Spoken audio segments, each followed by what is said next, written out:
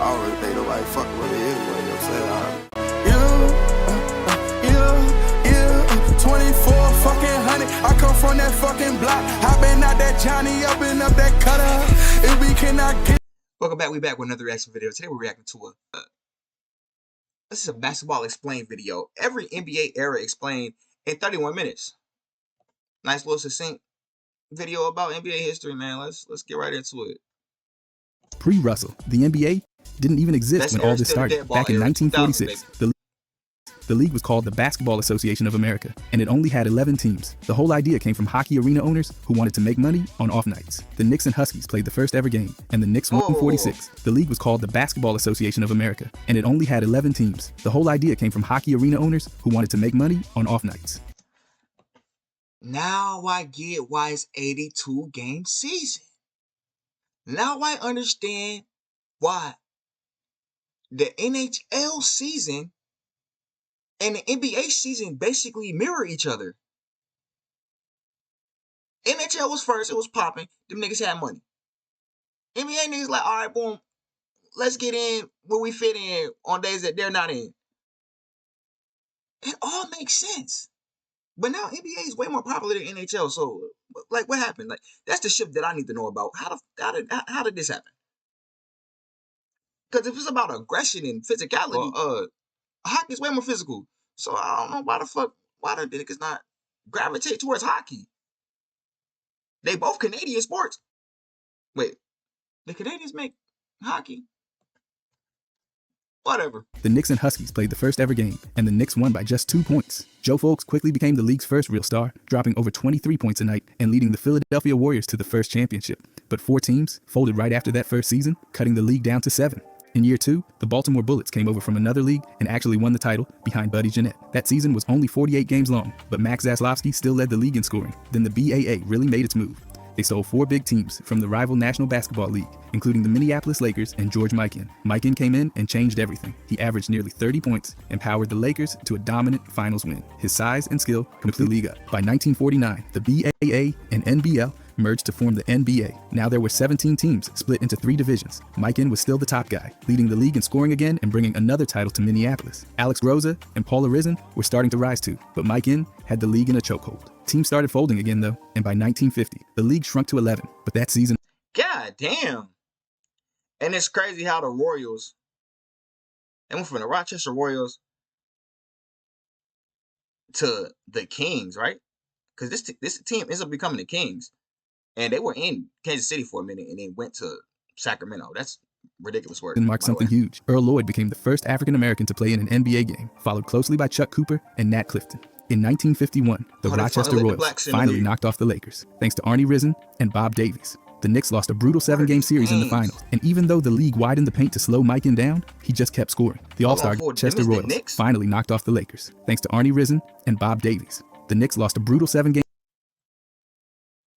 What the fuck is that? See, the 50s, like, what the fuck is that? That's supposed to be a Knick?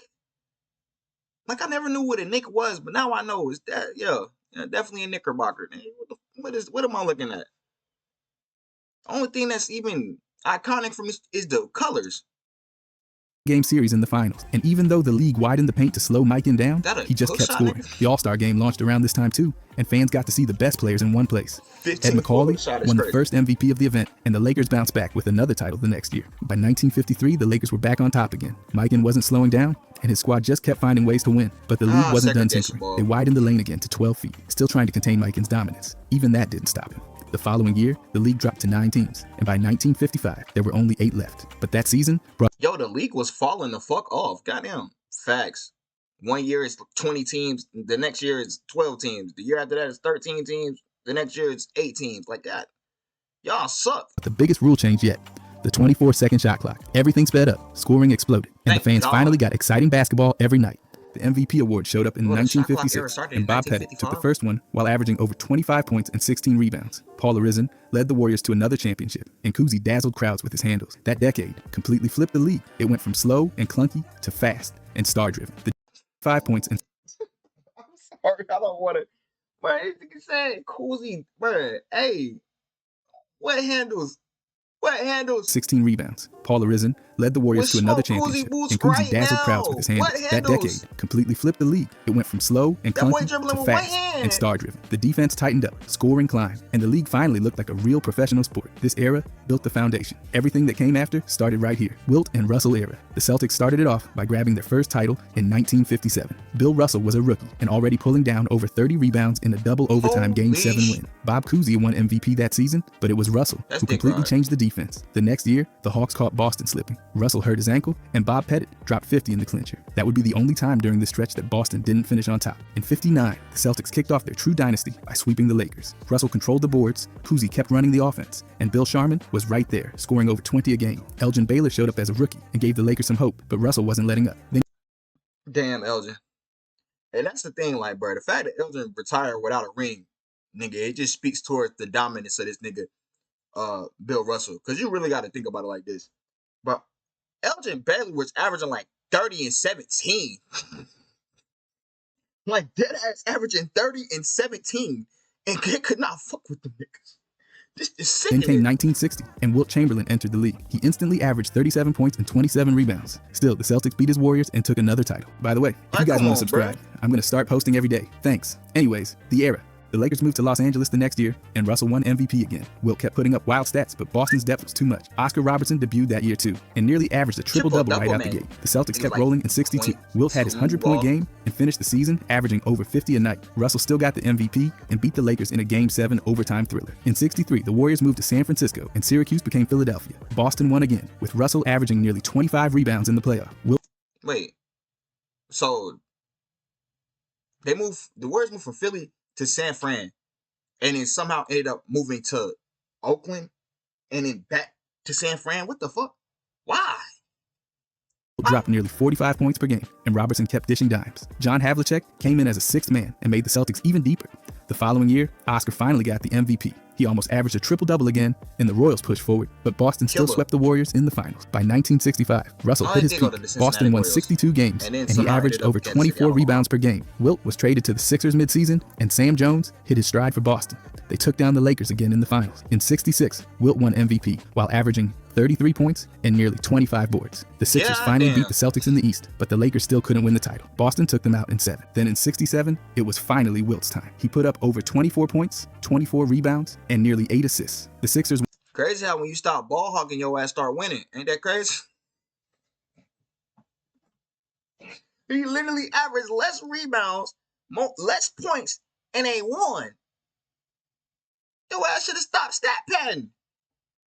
Won 68 games and beat Boston before taking out the Warriors in the finals. Rick Barry led the league in scoring, but Chamberlain's team was just too deep. Finally, in '68, Boston bounced back one more time. Russell, now the coach too, led a comeback against the Sixers after being down 3 games to 1. Then they took down the Lakers again. From 8 teams to 12, from Cousy to Robertson, and from low scores to triple digits every night, this era reshaped everything. Russell's Celtics defined winning, while Wilt redefined what was humanly possible. Welcome to the league, Kareem. The Celtics closed out their dynasty in 1969 with one last title. Russell won his 11th ring and then walked away for good. Jerry West won Finals MVP, even though his Lakers lost. The only time that's ever happened. Then the league changed forever. Kareem, still known as Lou Alcindor, entered in 1970. He dropped nearly 29 points and 15 rebounds a night and took the Bucks from last place to 56 wins. In year 2, he teamed up with Oscar Robertson, and that combo was unstoppable. They won 66 games and swept the finals. Kareem won MVP, led the league in scoring, and started building his case as the top player in basketball.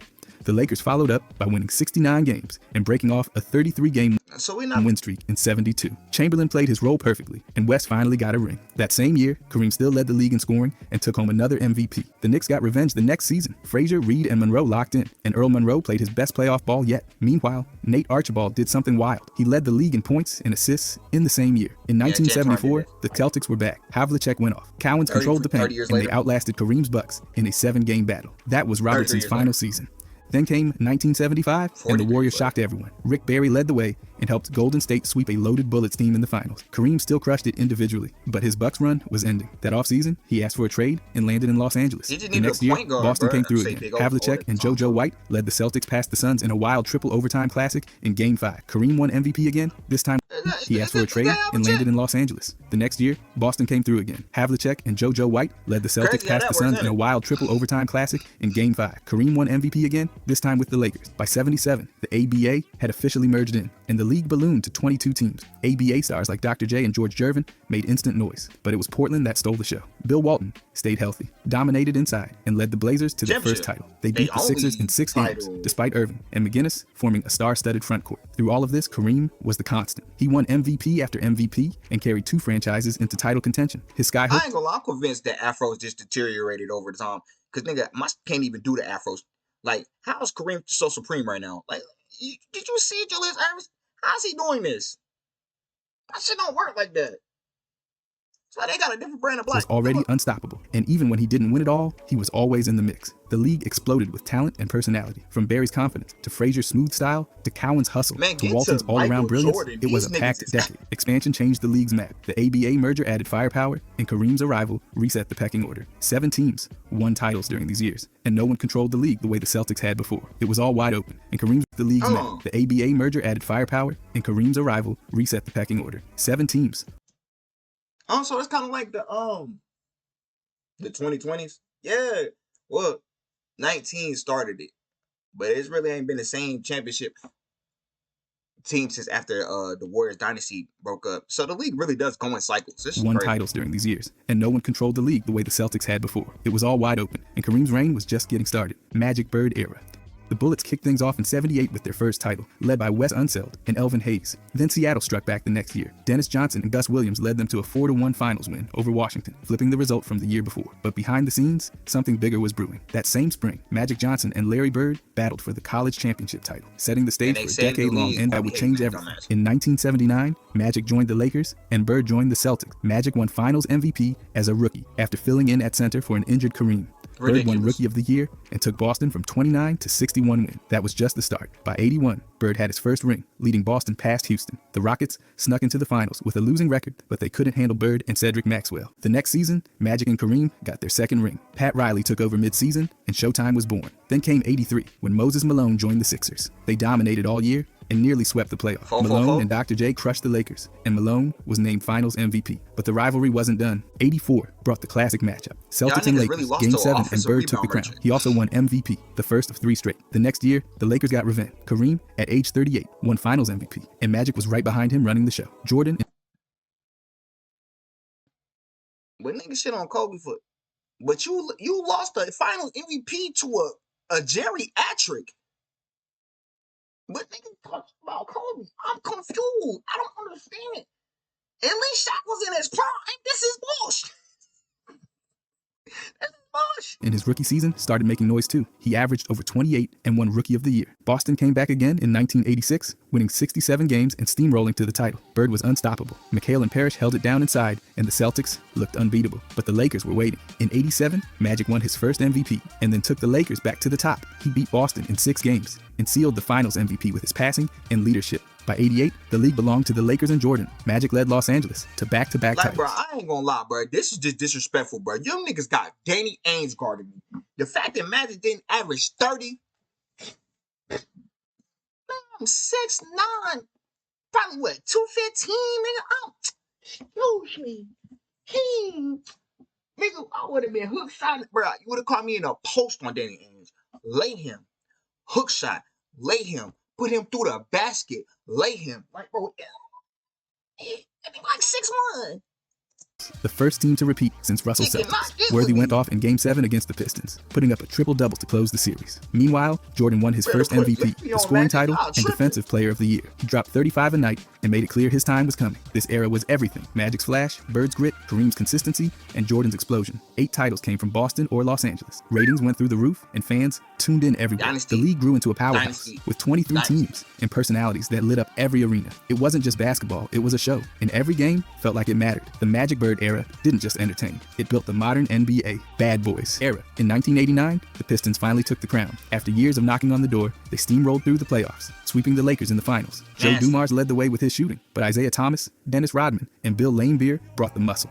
And if it wasn't for a phantom call, even though I am still got Lakers in my heart, it wasn't for a phantom call that nigga Isaiah have 3 of them things. They shut teams down, holding opponents under 96 points a night. The Bulls made progress, but lost to Detroit again in the East Finals. Jordan was brilliant, but Detroit's Jordan Rules defense wore him down. Menace. The next year, the Bad Boys doubled down. They went 59-23 and finished the job again, this time against the Trailblazers. Isaiah earned Finals MVP with a legendary third quarter in Game 5. The team played with the same edge, same grit, and the same depth. Rodman crashed the boards, Dumar stayed locked in, and Vinnie Johnson hit the title-winning shot. Jordan pushed them to 7 in the East Finals, but Detroit held on one last time. Their reign didn't last long, but it was loud and brutal. They bullied the league and took 2 rings doing it. They didn't care about being liked. They only cared about winning. Jordan era. The Bulls finally broke through in 1991. Michael Jordan stormed through the league, winning MVP, taking down the Pistons in a sweep, and then knocking off the Lakers in 5. Magic Johnson still had something left, but Jordan's all-around brilliance was too much. His Finals MVP capped off a year that ended Detroit's run and launched a new dynasty. Did he really have something left? Like, I know niggas be like, bro, I mean, your best player can get you at least 1 game, but damn, Magic, you can't get me 2 games. You can't get me 2 games. You gonna let Scottie just lock you up? In 1992, he followed up with another MVP and another title. Portland tried to keep up, but Jordan dropped 35 in Game 1 and hit 6 threes before that famous shrug. Pippen continued to evolve, and the Bulls ran through everyone. Then that summer, the Dream Team dominated in Barcelona. Jordan, Magic, Bird, and company crushed the world and took the NBA global. In 1993, Charles Barkley won MVP, but Jordan took it personally. He put up over 40 a game in the finals and hit the dagger in Game 6 to complete the three-peat after. Okay, so let's be serious though. Like, realistically, if Jordan would have won the 1993 MVP instead of Charles Barkley, do y'all really think he would have not took it personally still? Like, nigga, he still would have spanked Barkley.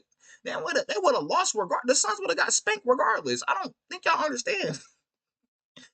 Him losing the MVP had nothing to do with him busting their ass. Charles Barkley can't guard nobody. Y'all had that nigga on Michael Jordan. Y'all had that nigga on Scottie. After that, tragedy struck. His father was murdered, and Jordan suddenly walked away from basketball in October. Without him, the Rockets stepped in. Hakeem took full advantage, winning MVP and Finals MVP in 1994. The Bulls held up surprisingly well behind Pippen, but they couldn't finish. The Knicks beat them in the East, and the Rockets knocked off New York in 7. Then in 1995, took advantage, winning MVP and Finals MVP in 1994. The Bulls and I ain't gonna lie, bro. If Scottie won a female dog, bro, that nigga might have won something. Held up surprisingly well behind Pippen, but they couldn't finish. The Knicks beat them in the East, and the Rockets knocked off New York in 7. Then in 1995, Jordan came back. He played 17 games and looked sharp, but Orlando beat Chicago in the playoffs. Hakeem and the Rockets swept Shaq and Penny in the finals for their 2nd straight title. In 1996, Jordan came back with a vengeance. The Bulls won 72 games, still the best season ever, and he grabbed his 4th MVP. Rodman joined the team and dominated the boards. They took out Seattle in 6 and grabbed title number 4.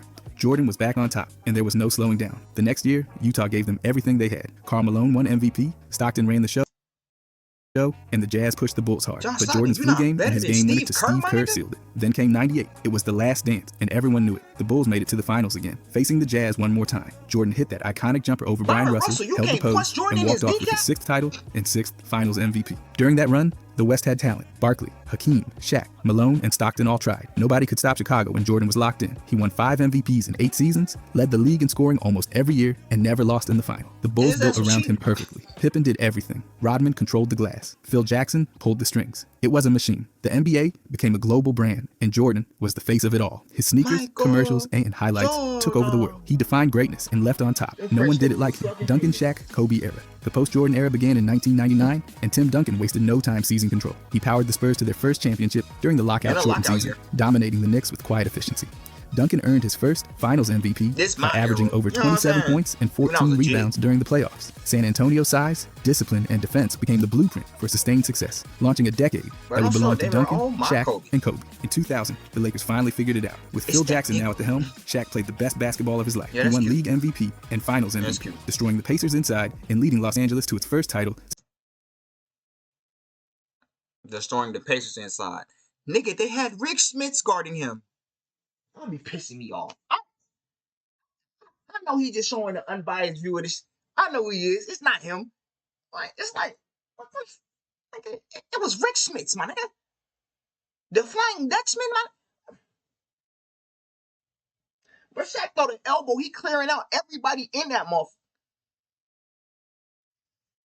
Anyway, Since the Showtime era, Kobe Bryant Who was emerged as a calling? fierce co-star, showing flashes of dominance and a growing competitive edge. The Lakers followed up with 2 more championships. In 2001, they went 15-1 in the playoffs. In 2002, they capped off the three-peat by sweeping the Nets, and Shaq secured his third. Brother, Shaquille O'Neal had the easiest matchups ever in life. I swear to God. In the finals, he had the easiest matchups ever in life, bro. Now, that's a good thing, because we won the championship. Like, my nigga, what the... This is who y'all claiming is dominant, because he dominated bum-ass niggas when he got to the finals? That's crazy. Now, if he was dominating the niggas in the Western Conference, if he was cooking if he was cooking Tim Duncan and David Robinson, brother, pass the ball to Kobe. Third straight finals MVP. The Lakers looked unstoppable, but friction between Shaq and Kobe kept building. In 2003, Duncan interrupted the run. With David Robinson retiring and the Spurs shifting to a new core, Duncan led them to 60 wins and took home both MVP and Finals MVP honors. San Antonio knocked out the Lakers in the West semifinals and then outlasted the Nets in 6 games. The big fundamental showed he could carry a franchise with methodical scoring and elite rim protection, and the league now had a second dynasty in motion. Then came the surprise of 2004. The Lakers added... Is it a dynasty though? Because they never won back to back. Like, I mean, I guess because it was a long reign, and in the reign they had championships, which would put you at the top, therefore making it dynastic. But it's not a dynasty if you don't never prove the dominance. Like, yeah, nigga, we back to back. Huh?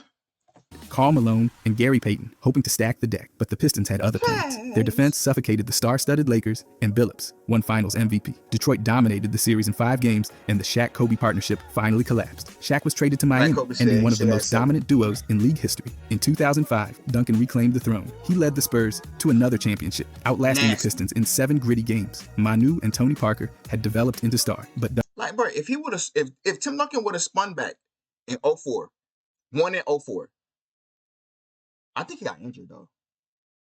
Did he get injured in 04? If he would have spun back in 04, I'm about to see if Tim Duncan got injured in 04. But if he would have spun back in 04, got the ring, yes, bro, dynastic. You're a dynasty now. But nigga, I don't know.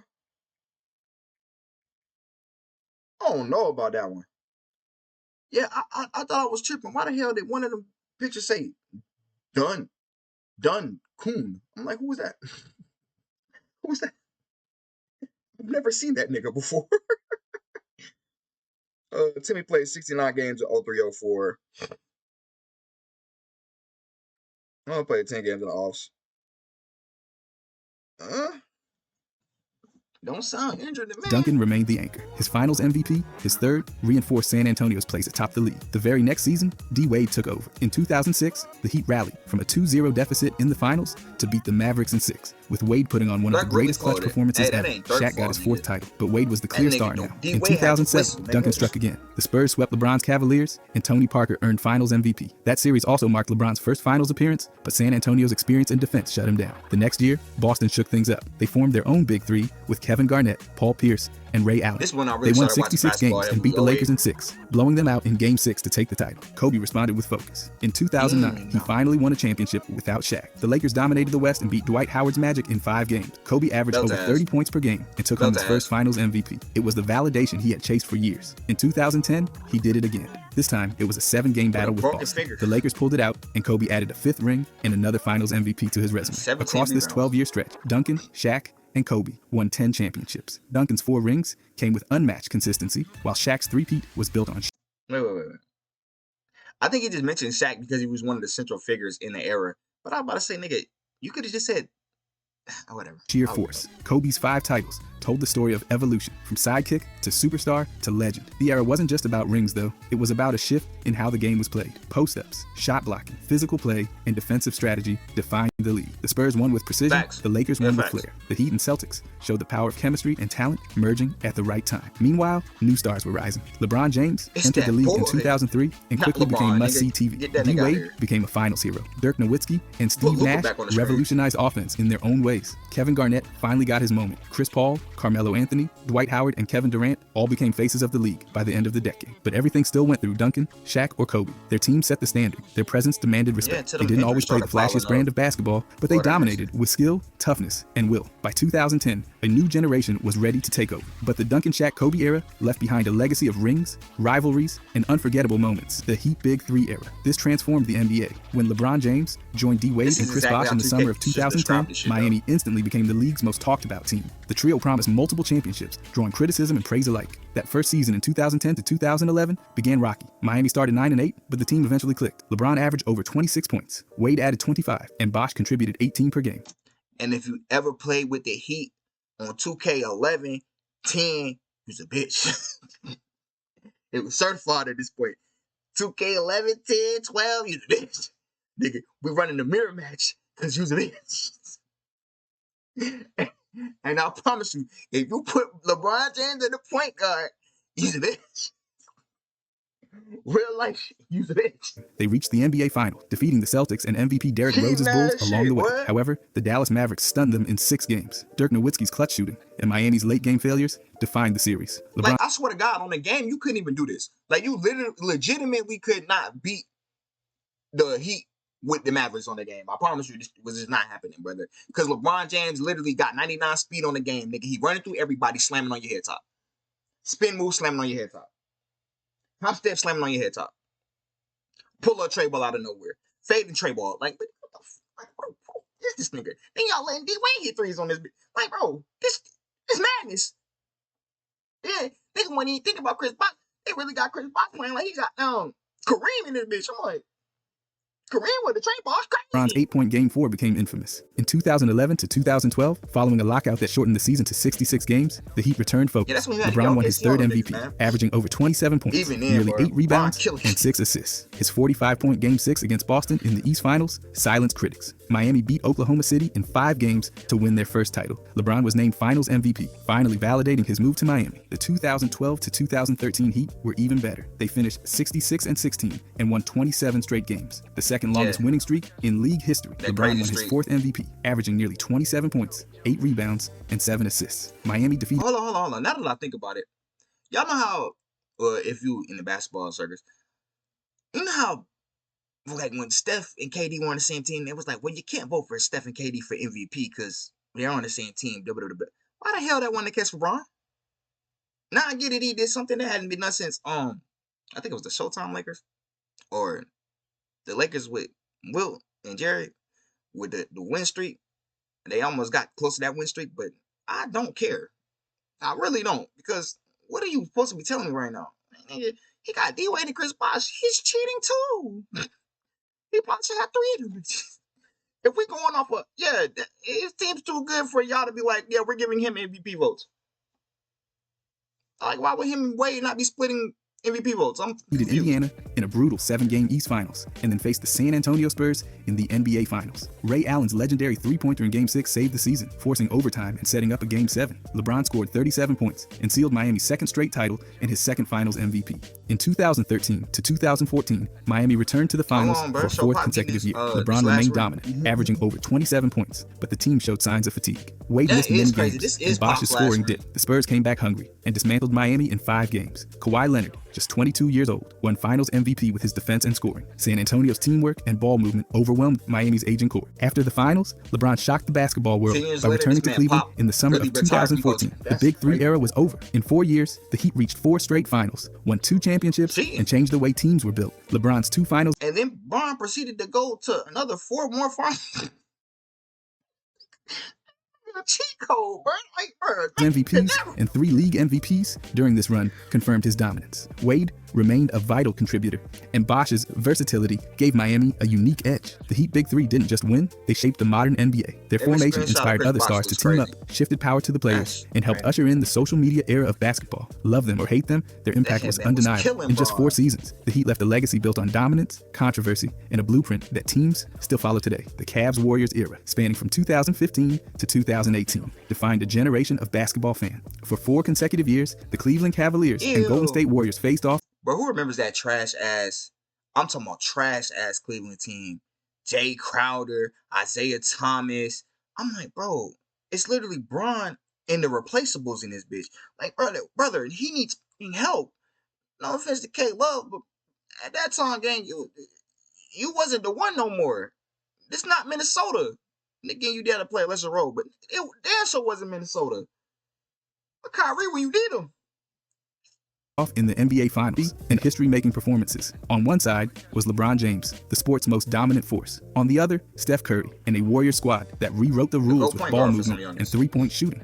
This era saw titles, MVPs, blown leads, and unforgettable moments. In 2015, the Warriors began their rise. Golden State finished 67-15 under first-year coach Steve Kerr. Steph Curry won his first MVP, averaging nearly 24 points and 7 assists while shooting over 44% from deep. The Splash Brothers, Curry and Klay Thompson, electrified fans, while Draymond Green anchored the defense. The Cavs, led by LeBron James, after his return to Cleveland, reached the finals despite losing Kevin Love and Kyrie to injuries. LeBron averaged nearly 36 points in the finals, but Golden State's depth prevailed in 6 games. Andre Iguodala won Finals MVP for his defensive work on LeBron.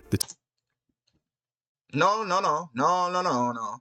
He won Finals MVP because niggas was sucking penis. That's what happened.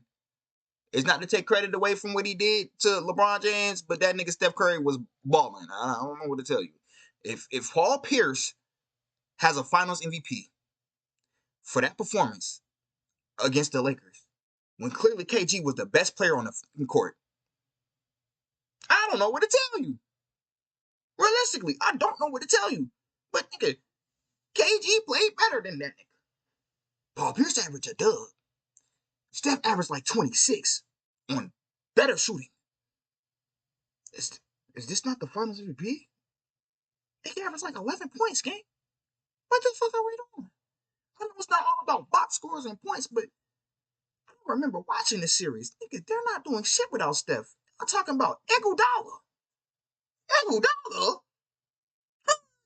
The 2016 season was historic. The Warriors broke the regular season win record, finishing 73-9. Curry became the first unanimous MVP, averaging over 30 points and hitting more than 400 threes. They cruised to the finals and took a 3-1 lead against Cleveland. But LeBron James and Kyrie orchestrated the greatest comeback in NBA history.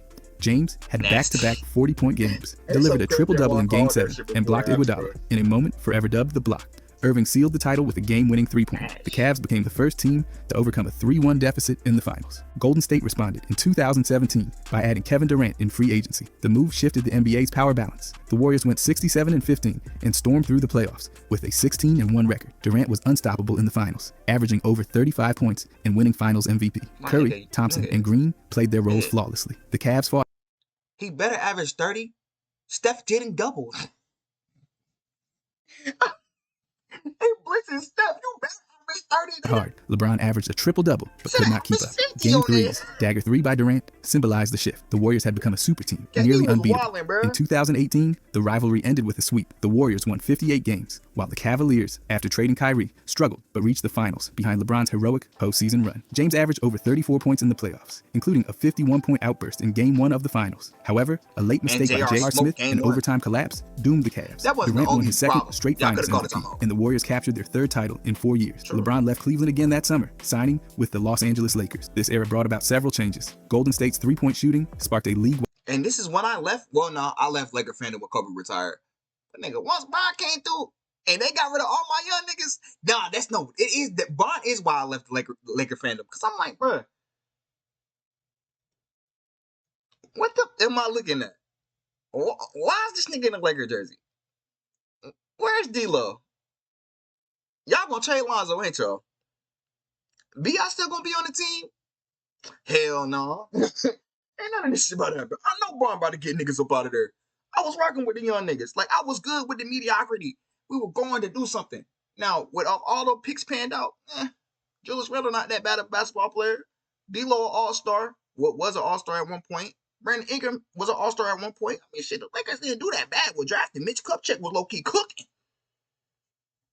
Wide shift in offensive style, scoring jump as teams took more threes and played faster. The Warriors became a blueprint for modern success, combining stars with chemistry and unselfish play. LeBron's dominance showed that one player could still nearly carry a team to glory. Their rivalry captured the world's attention, blending star power with elite basketball. From 73 wins to epic comebacks, from MVP seasons to controversial super teams, the Cavs-Warriors era remains one of the most thrilling periods in NBA history.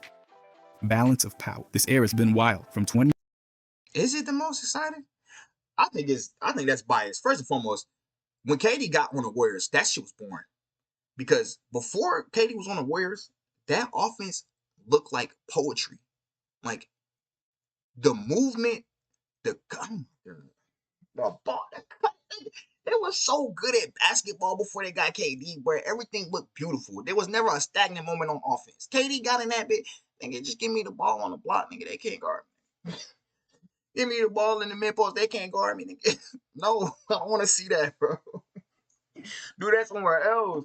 2019 through 2025, there hasn't been a single repeat champion. That's six different teams taking the crown in 6 straight years. The league didn't just shift, it flipped. Every season brought a new story, a fresh champion, and another superstar reshaping the map. It all started with Toronto. They shocked everybody, snagging the title in 2019 after knocking off the Warriors, who've been chasing a three-peat. But that Golden State team was banged up. Kevin Durant tore his Achilles, and Klay Thompson went down with a torn ACL. Kawhi Leonard's playoff run turned into a one-year masterpiece before he bolted to Los Angeles. Then came 2020, the bubble. It was surreal. No fans, just... Real question. Do y'all think, especially with the bubble happening next year, y'all think the Raptors would have repeated if Kawhi stayed? Like, not even on some, oh yeah, I'm staying for 4 years. If you would have just read up for one more year, just stayed, I think he would have. Because I feel like they was the same team. They could have cooked niggas.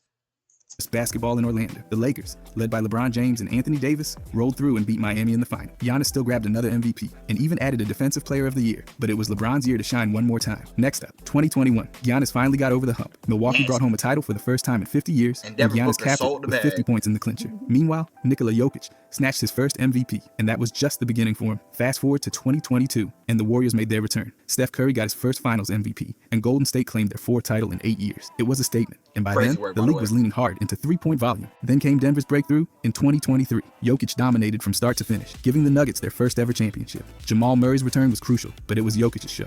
But Kevin Love done lost Kevin Love done lost more finals than people even go to finals. Like, that's crazy. The Heat made another improbable run from the 8th seed, but they didn't have enough to keep up. And that year, Joel Embiid finally broke through and took home MVP honors. After breakthrough to what? Breakthrough to what? A sympathy MVP? Mind you, I was a Philly fan at this time. He wasn't playing better than Nikola Jokic. What y'all impressed by the 30 ball? Oh, he's the first biggest dude. That's since Shaquille O'Neal. I don't give a fuck. I don't care. I do not care. This niggas did all of this for an MVP, and I knew as soon as we got into that postseason, injury. From MVP to injury. And it always happens like that. And it's not his fault. Nigga, he can't control that shit, but god damn it. Fuck the regular season. I want to get past round 2. What's wrong with him? After that, the Celtics took the stage in 2024. They'd blown a shot at the finals the year before, but bounced back strong. Jaylen Brown was named Finals MVP, and Jason Tatum got redemption. Boston's depth, including new additions like Drew Holiday and Porzingis, helped them dominate Dallas in 5 games. Luka put up monster numbers, and Kyrie had his moments, but Boston was just too... Nigga, stop lying. Stop lying. Nigga said Kyrie had his moments. Nigga, Kyrie sold the bag almost every game. Every time they was in Boston, I knew he was cooked. I just knew he was cooked. Like, it was like he was cursed. It's like it was bad energy and spirits just stopping him from getting buckets. Like, would just not fall in. And you telling me he had his moments. What moments? Him dapping up Luka? Was that a moment? Him hugging Luka? Was that a moment? What the fuck? Too much. Now here we are in 2025, and nothing's decided yet. The Cavaliers are leading the East with a blazing win streak, and the Thunder are dominating out west. Oh, man. Nigga, the Cavs suck. Spoiler. Why they down 3-1 to T. Halley? T. Halley T. Halley had 2 good games in the series, brother. That nigga's been trolling the last 2 games, and y'all are still down 3-1. He's been trolling, and y'all are still down 3-1. Spin back. Go get back. West with the league's stingiest defense. The Lakers shook everything up by trading for Luka, sending Anthony Davis to Dallas. That move could shift the whole landscape once again. Cleveland's been tough all season, and Golden State added Jimmy Butler at the deadline, which gives them another edge. Meanwhile, Victor Wembanyama's pushing the Spurs forward after grabbing Rookie of the Year. He's just getting started. Get well soon, Wemby. Get well soon, brother. What's made this era so different is the balance. There's no dynasty running through the league like Jordan's Bulls or those old Warriors teams. From the Raptors to the Celtics, everyone's had their moment, and no one's been able to hold the throne. Superstar movement has played a massive role. Kawhi to Toronto, then Los Angeles. Durant hopping from Golden State to Brooklyn, then Phoenix. Harden's journey through Houston, Brooklyn, Philly, and now the Clippers. And now, Luka's moved to the Lakers. Every trade and signing has changed the power structure overnight. LeBron's run during this stretch has been incredible. He won another title, made another final, and even passed Kareem to become the all-time scoring leader. He's still doing it. Jokic has been a force too. 3 MVPs and a title, and he's still in the mix for another one this year. Giannis won 2 MVPs, led Milwaukee to a title, and kept putting up absurd numbers every season. And now, SGA is making his case. His Thunder squad might be next. The league's style also shifted. The three-point attempt rate just kept rising. Teams are shooting more than 35 per game now. It's made space, pace, and perimeter skill more important than ever. But the cool part is, there's no single formula for winning. The Nuggets did it with size and passing. The Warriors leaned on movement and shooting. The Bucks relied on power and toughness. Each champion had its own recipe, and that's why this era is so unique. Nigga, the Bucks relied on the Suns folding. What? It's unpredictable. Even now, heading into the playoffs, there's no clear favorite. Cleveland looks strong, but they've never done it in the postseason. No, Oklahoma City's young, but might be ready. Boston's deep. Denver's proven. Golden State's dangerous again. And don't count out the Lakers. Now that they've got Luka and LeBron working together, there's even been a surprise run from Detroit. Yeah, that's the end of the video. B-Ball explained. Great video, brother. Detroit got cooked. I thought it was going to be Detroit in 6. Fuck the Knicks. The Knicks are up 2-1 as of recording this. But the Knicks are up 2-1, and I don't trust them niggas. The Celtics are probably going to still spin back. If the Knicks do win, congratulations. Still bums. What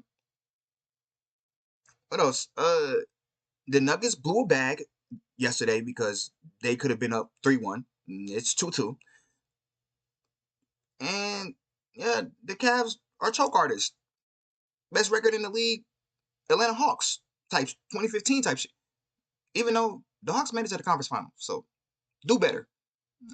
That's the end of the video. So make sure y'all like, subscribe, comment, share the video, share your thoughts on the video in the comment section below. Hit the notification bell so you can stay up to date when I drop videos on the channel. I'll catch y'all on the next one. Stay safe, y'all. Baby, slide by to my mausoleum. She got sushi